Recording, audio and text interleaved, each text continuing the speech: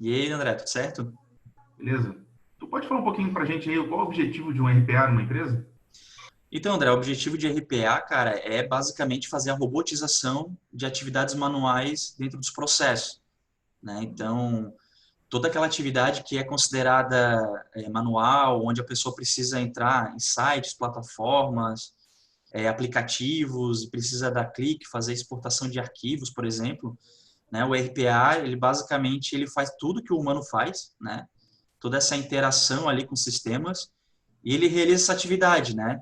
Então, assim, o grande objetivo do RPA é que as pessoas não precisem mais realizar atividades manuais e deixe isso para um trabalhador digital, né? Esse é o Legal. grande diferencial do RPA, né? Ele Legal. veio para complementar a questão de automação de processos, né?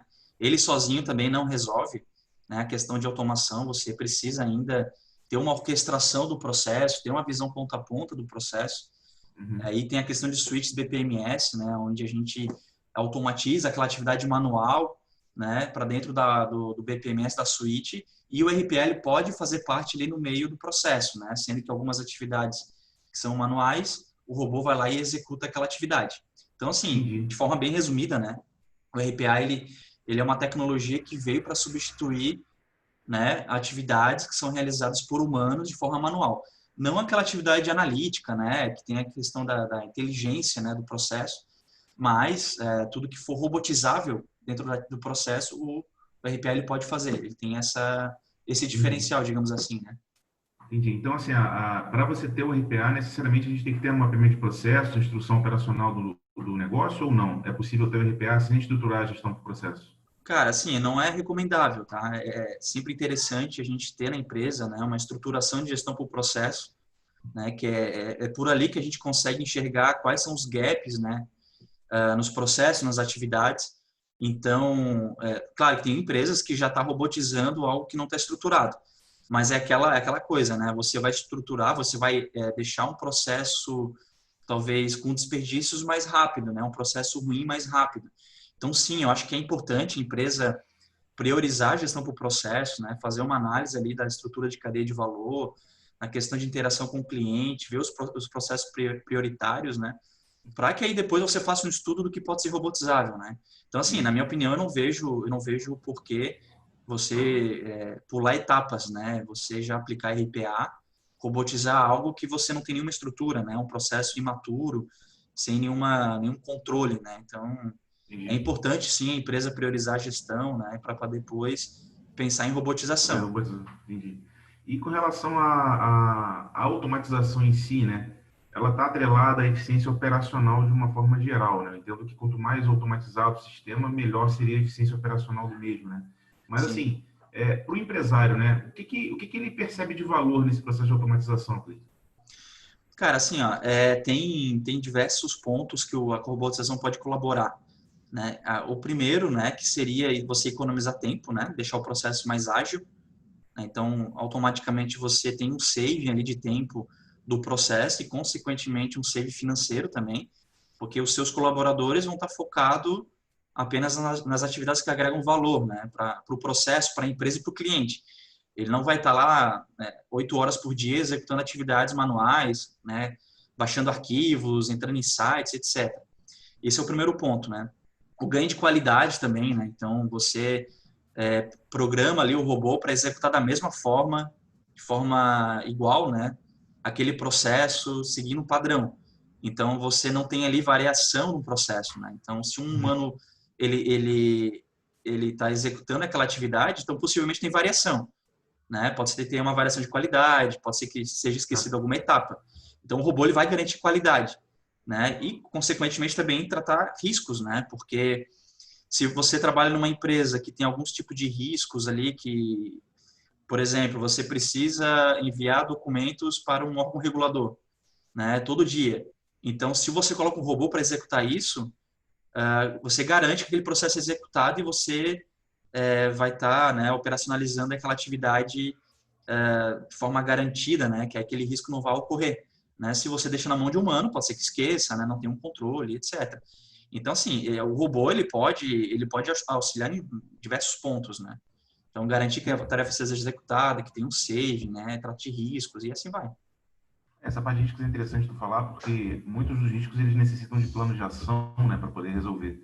Nesse caso que você falou, um monitoramento ele não condiz muito com o plano de ação. Então, por exemplo, se há alguma modificação de legislação, a pessoa tem que fazer um monitoramento constante que pode muito bem ser robotizado. Tipo assim, apareceu uma legislação que impacte diretamente nas diretrizes organizacionais da empresa, né? Então, aquele, se for robotizado, ele tira o processo da pessoa de estar ficando procurando legislações específicas, né? Ou mesmo que impactem manualmente, né? Isso é bem interessante, tu falou, bem legal. Com certeza, Acho que cara. vale. Assim, o robô ele pode fazer qualquer coisa, tá? Ele, se você faz uma consulta dentro de uma plataforma, um site, vai lá, busca legislação, faz uma consulta e tem que fazer essa consulta periodicamente, você pode programar o robô para executar uma verificação se houve atualização. Então, na madrugada, ele vai lá, busca e te informa por e-mail, te informa dentro de uma outra plataforma, né, que houve atualização, que você tem que se atentar. Cara, assim, não tem limite. O RPA ele pode te auxiliar em diversos pontos do processo. Então, ele é muito Entendi. interessante por isso, né? Agora, sim, com relação à implementação do negócio, né? Eu acho que precisa ter alguma competência específica fora a necessidade de um gestor de processo, uma pessoa que entenda da metodologia de processo. Eu acho que necessita ter alguma competência específica e se é complexo fazer isso internamente funcionar dentro de uma empresa, cara? Cara, assim, ó, é importante, né, a pessoa que for tocar RPA dentro da empresa, ela estude bastante sobre esse assunto, lógico, né? Entenda como funcionam as plataformas e conversando com outras pessoas, né? Não necessariamente você precisa ser de TI, né? Não precisa ter essa competência, não é algo assim primordial. Porém, é importante, né, adquirir essa competência ou contratar uma pessoa que conheça como que funciona, né, a questão levemente questão de programação, né? Porque teoricamente é low code, né? Não precisa programar muito, mas tem que conhecer sobre APIs, né? Conhecer essa questão de elementos HTML. Então, a parte técnica para o RPA é importante ter uma pessoa que tenha esse conhecimento, né? A pessoa pode adquirir, né? Ela já tem uma predisposição ali de skills para tocar isso, mas a questão de gestão, governança, não necessariamente. Eu acho que a governança do RPA, aí sim, a área de processos, né? Aí um gestor de processo dentro da empresa, ele pode fazer a governança de forma tranquila, no sentido que ele vai estudar sobre governança, como funcionaria a interação do robô, qual o ponto do processo que o robô pode automatizar. É bom ter esse conhecimento também, porque nem tudo, né, você vai colocar no robô. Eu acho que esse é um ponto importante, né, que às vezes as pessoas, as empresas se empolgam e querem colocar tudo no robô. Talvez você tenha que fazer uma melhoria no seu sistema para que ele execute aquela tarefa. Você nem sempre vai, tenho aqui um gap no meu sistema, eu vou botar um robô. Primeiro estude se o seu sistema, o RP, ele faz.